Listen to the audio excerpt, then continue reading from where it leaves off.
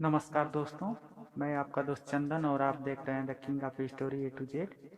दोस्तों, अभी तक आप हमारे चैनल को सब्सक्राइब नहीं किए तो सब्सक्राइब कर लें और पास में बेल आइकन को दबा लें सबसे पहले नोटिफिकेशन पाने के लिए।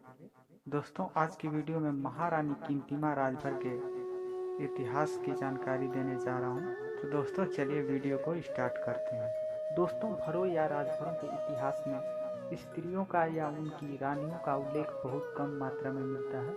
बाराबंकी जिले का कुंतौर नगर एक ऐसी महारानी के इतिहास को आज भी जीवित रखी हुई है जो राजभर कुल की गौरव गरिमा थी। इस महारानी का नाम कुंतमा या कुंता था।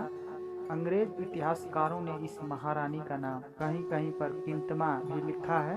यह महारानी बाराबंकी के महाराजा बारा की स्त्री थी। इतिहासों में उल्लेख मिलता है कि महारानी किंतमा महल के अंदर कैद रहने वाली महारानियों में से नहीं थी। वह महाराजा बारा के साथ आखेट खेलने भी जाया करती थी। जंगली जानवरों का शिकार उसका प्रमुख शौक था। खूंखार सिंहों को मारने में उन्हें अति आनंद का अनुभव होता था। महारानी किंतिमा ने बारा के साथ अनेक युद्धों में भी भाग लिया था। सूर्यवंशियों को पराजित करने में और बारा की राज स्थापना में किंतिमा ने विशेष योगदान दिया था। किंतिमा ने कहा जाता है कि एक किंतिमा नारी सेना का भी गठन किया था। किंतिमा नारी सेना उत्तम घोड़ों से लैस थी। नारियों को सर्वप्रथम घुड़सवार की शिक्षा दी जाती थी। कुंतौर नगर में लगभग 3000 घोड़ों की एक घुड़सवार थी। किंतिमा नारी सेना को महाराजा बारा की सेना का एक प्रमुख अंग कहा जाता है। रामनगर, रुदौली, सिद्धौर, समौली और बहुराज मऊ सेना के प्रमुख केंद्र थे। कहा जाता है कि रामनगर के भर राजा सारंगधर और उनके छोटे भाई कपूरधर लगभग 1277 ईस्वी में वर्तमान नाम बौंडी के भर राजा दीपचंद के परस्पर अपनी रानियों को किंतिमा के पद चिन्हों पर चलकर सेना के कार्य संचालन में भी भागीदारी बनाया था। रामनगर और बौड़ी राज के आपस में वैवाहिक संबंध थे, जहां राजकुमारियों को भी शस्त्र की शिक्षा दी जाती थी। सुहल देव के वंशज पूरनमल की कथा दुर्गा 1226 ईस्वी में तथा उनकी अन्य 6 पुत्रियों को गुरु गोरखनाथ के शिष्य रत्ननाथ ने अस्त्र शस्त्र की शिक्षा दी थी। इन्हीं के बल पर पूरनमल के पुत्र नागुल ने पाटन कोट पर पुनः कब्जा कर लिया था। राजभर रानियों की प्रेरणादानी किंतिमा थी।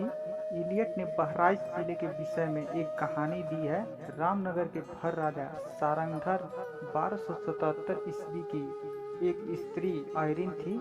सारंगधर का वध जम्मू से आए रायकवार परिवार के एक सेना नायक ने किया था, जिसका नाम सल था।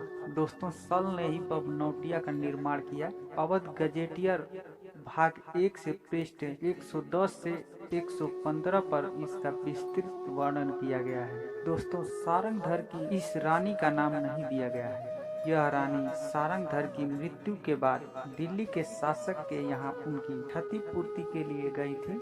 बलबल ने 20,000 टंका उस स्त्री को दिलवाया। लगभग 7 वर्ष पहले जम्मू से आए 3 भाइयों सल, बल और भैरवानंद और एक भैरवानंद राजा सारंगधर द्वारा बनवाए गए एक कूप में गिरकर मर गया। शेष दोनों भाई सारंगधर के राज्य में रहकर नौकरी करने लगे, जो आगे चलकर विश्वासघाती बन गए और राजा का कत्ल कर डाला। बाराबंकी जिले में किंतिमा ने जो दबदबा बनाया था वह धीरे धीरे यहाँ से खत्म होने लगा, पर अन्य राजधानियों के लोग किंतिमा के शौर्य की सराहना कर उसके नक्शे कदम पर चलने लगे। महसी, नानपारा, भिनगा, इकौना, चरदा, बांगर मऊ इत्यादि नगरों का नामकरण किंतिमा के पति बारा के शासनकाल में हुआ। दोस्तों, राजभरों की स्त्रियों की समाज में अच्छी प्रतिष्ठा थी। महारानी किंतिमा बारा की मृत्यु के पश्चात पुनः कुंतौर को स्वतंत्र करना चाहा। अपने राज्य के बचे खुचे सैनिकों तथा वह पुनः एकत्रित करने में सक्रिय हो गई। आलम सऊदी, जो कि सिंधु घाटी की यात्रा 915 से 916 ईस्वी में किया था और उसका विवरण हिजरी 942 से 944 ईस्वी में लिखा। कहा जाता है कि बारा इलियट ने इसे परिहार से भी संबोधित किया है। दोस्तों 12 के साम्राज्य को किंतमा 3 वर्षों तक संभाले रखे। 915 ईस्वी में प्रतिहार वंश के महेंद्रपाल ने किंतिमा के साम्राज्य पर चढ़ाई कर दी। किंतिमा से कुंतौर में भयंकर युद्ध हुआ। इस युद्ध में किंतिमा की हार हो गई और किंतिमा का कत्ल कर दिया गया। दोस्तों अवध गजेटियर के पृष्ठ 255 पर आज भी किंतिमा का नाम गर्व के साथ दर्ज किया गया है। तो दोस्तों इस प्रकार एक वीरांगना का ऐतिहासिक जीवन समाप्त हो गया। वर्तमान समय में कुंतौर स्थान बाराबंकी जिले की सिसौली गौसपुर तहसील में स्थित है। यहाँ महारानी किंतिमा की कभी टकसाल थी। इस टकसाल के भग्नावशेष पर एक विशाल वृक्ष उगाया है। इस वृक्ष की विचित्रता से स्थानीय लोग उसे परिजात या कल्प वृक्ष कहते हैं। इस वृक्ष की उम्र 1000 वर्ष आंकी गई है। आज भी यह अद्भुत वृक्ष मौजूद है। वृक्ष की गोलाई 25 फीट तथा ऊंचाई 45 फीट है। तो दोस्तों इस तरह से महारानी किंतिमा का साम्राज्य का विध्वंस हो गया। तो दोस्तों महारानी किंतिमा भर की इतिहास की वीडियो अगर आपको अच्छा लगा हो तो ज़्यादा से ज़्यादा लाइक करें और शेयर करें। तो दोस्तों इसी तरह की जानकारी हम अगली वीडियो में लेकर आएंगे। तो दोस्तों तब तक के लिए नमस्कार।